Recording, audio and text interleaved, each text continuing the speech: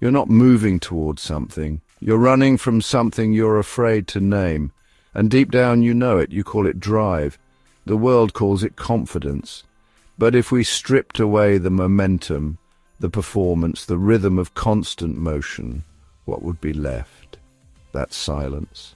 That's the thing you've built your whole life to avoid. You've trained yourself to move, to act, to fix.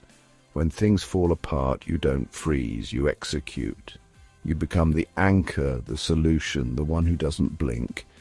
But here's the part no one sees. You don't run on energy, you run on tension. And tension only works when you're never still long enough to feel it. Stillness terrifies you, not because it's empty, but because it's true. It strips away everything that hides the questions, the ones you've buried beneath your goals, your confidence, your control. What happens if I stop? What am I without the pressure? What have I been avoiding? You don't answer those questions, you outpace them.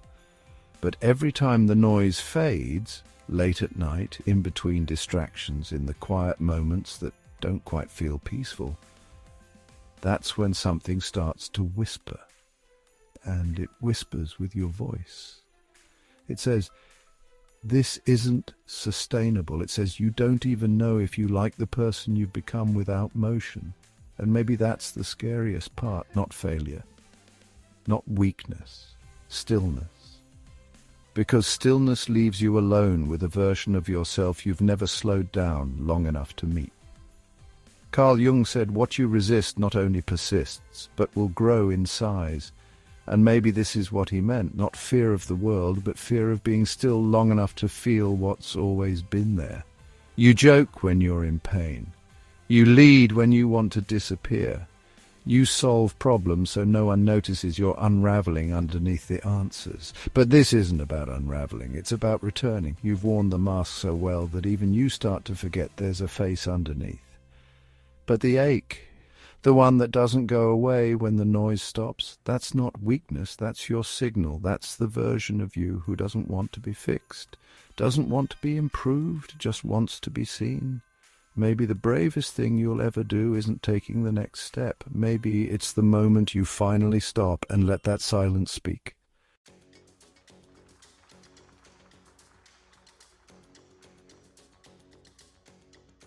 There's a version of you the world sees, sharp, competent, decisive. You make the call, solve the issue, hold the room. You're the one they depend on when everything starts to fall apart. And they never ask what it costs you to keep being that person, because you make it look easy, effortless, unshakable. But what they don't see is how tightly you're gripping the wheel underneath it all. Not because you love control, but because you've built your safety on it. You didn't choose control because you crave power. You chose it because it protects you from feeling helpless. You built a system. Fix everything. Keep moving. Don't need anyone. Stay ahead of the moment before it has a chance to catch you off guard. And it worked, until it didn't. Until the tension turned into headaches. The success felt like emptiness. The performance began to feel like pretending. Until you started to wonder if anyone actually knows you, or just the version of you that keeps it together.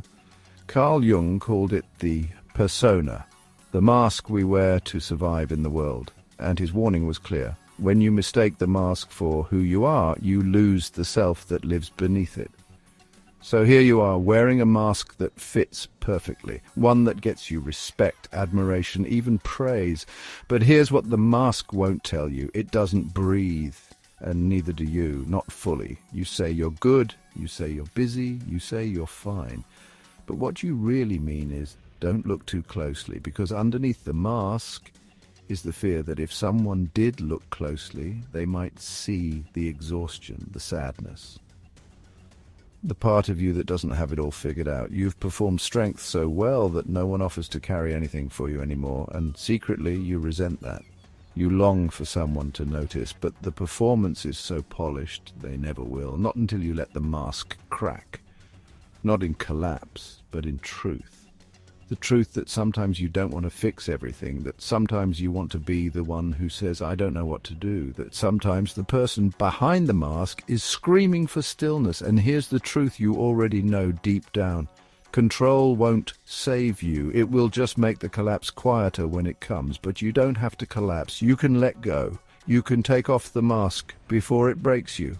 And what you'll find underneath isn't weakness.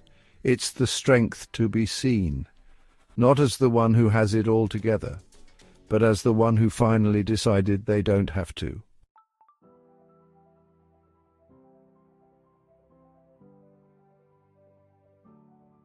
You wake up before the alarm. You check the schedule. You scan the room. Your body is already solving, already bracing for a problem that hasn't happened yet, and it looks like preparation. It feels like competence, but beneath it, it's fear. Dressed in discipline, you've learned to live on edge, not the edge of collapse, no, the edge of control, of calculation, the edge where everything is moving just fast enough to keep the questions quiet. But questions don't stay quiet forever. What started as strength has slowly hardened into strategy. You lead with confidence, but inside you're guarding something softer, something older. The part of you that got told one way or another that being seen was a risk. That needing was dangerous. That stillness meant exposure. So you chose movement. You became the fixer, the provider, the one who always comes through. And you wore that identity so well, people stopped asking if you needed anything in return. You say you hate weakness, but the truth is you miss softness. You miss letting your guard down without having to justify it. You miss silence that feels safe instead of suffocating. Carl Jung called it the shadow. The part of ourselves we hide, repress, and deny. And for you, the shadow isn't failure or chaos. It's the parts you never gave permission to exist. Your grief, your need, your confusion, the moments you wanted to be held, not handle it, the moments you didn't want to lead, didn't want to be right, just wanted to be real. But that version of you had no place in the world you were building, so you buried him, not out of shame, but out of necessity, and now, years later, he still speaks, but only when the world goes quiet. That ache in your chest, that's not burnout, that's disconnection. From the self you left behind while becoming the version of you that always delivers. And here's what no one tells you. The shadow doesn't sabotage your life, it saves it. If you let it. If you listen. Because the war beneath your armor isn't about weakness, it's about memory. A memory of who you were before the performance, before the pace, before you believed you had to earn every breath of peace through usefulness. And maybe that's why you're exhausted. Not because you're doing too much, but because you're carrying too little of what's real. This isn't about breaking down, it's about breaking open. You don't need to be softer everywhere, just honest, somewhere. The war doesn't end when you win. It ends when you stop fighting yourself.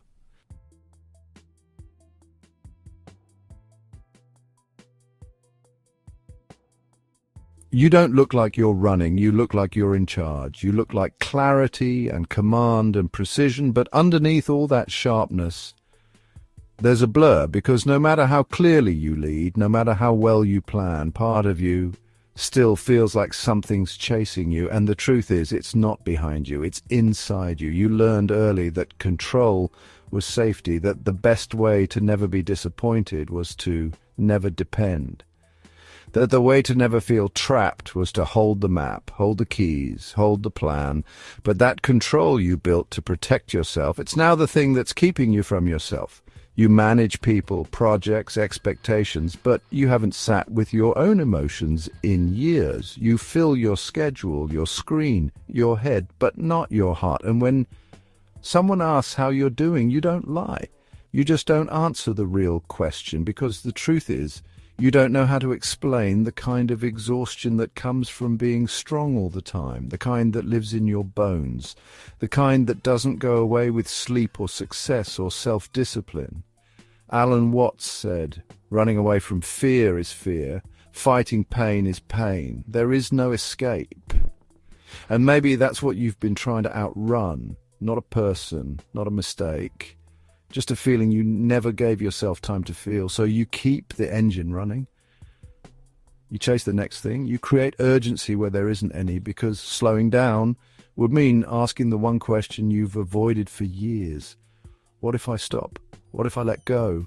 What if I'm not holding it together as well as I think? And what if that's okay? What if stillness doesn't mean falling apart? What if it means falling into a version of you that doesn't have to solve, prove, or perform?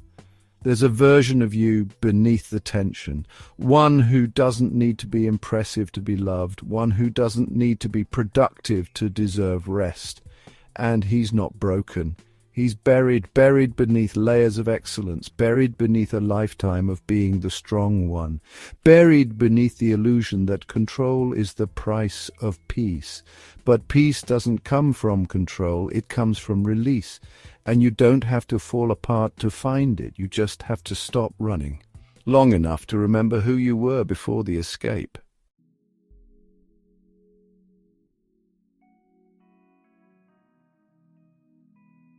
It happens in fragments, not a collapse, not a crisis, just a subtle emptiness you can't shake. You finish the task, but it doesn't feel like completion. You hear the applause, but it doesn't feel like connection. You sit down at the end of the day, and instead of relief, there's a silence that feels like a stranger. It's not burnout, it's not boredom, it's the quiet beginning of something deeper. You've built so much, stability, respect, structure, but somewhere in all that building you stop checking in with the builder. You've been the one in motion so long you forgot what it's like to simply be with yourself.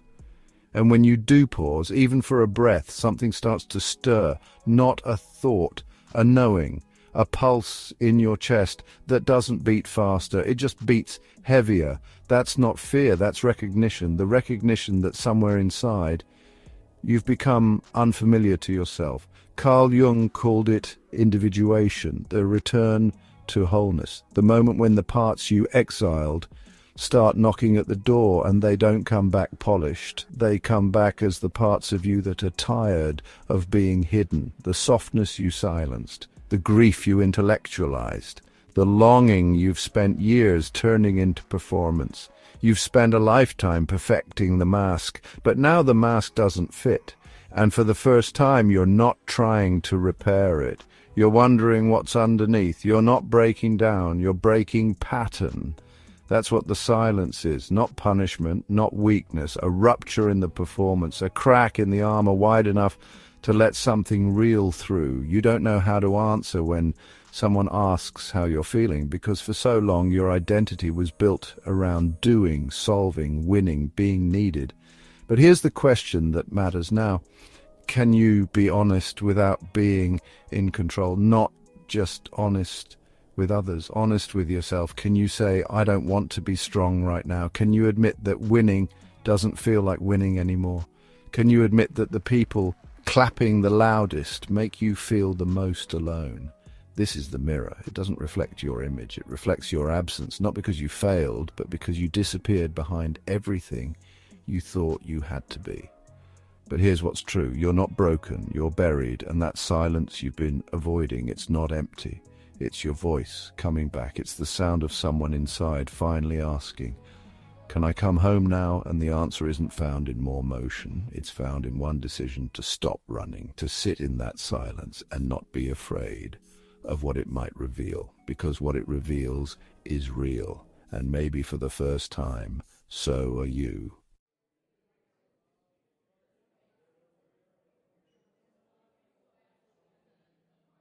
You've been told that power looks like control, like composure, like certainty. But the truth is, control is a mask, certainty is a script, and composure, that's just tension with a straight back. Real power isn't loud. It doesn't flex, it doesn't dominate. Real power is stillness, presence, knowing that you don't need to perform to have worth. You've lived your whole life as a role, the doer, the protector, the one who always comes through. But roles are safe because they're selective. They let you show the parts of yourself the world rewards and hide the parts that just want to breathe. But your soul wasn't made to audition. It was made to arrive. And it arrives not when you conquer more, but when you stop resisting who you already are. Right now, pause this 5 minutes. No music, no scrolling, no fixing, just you and the silence you feared.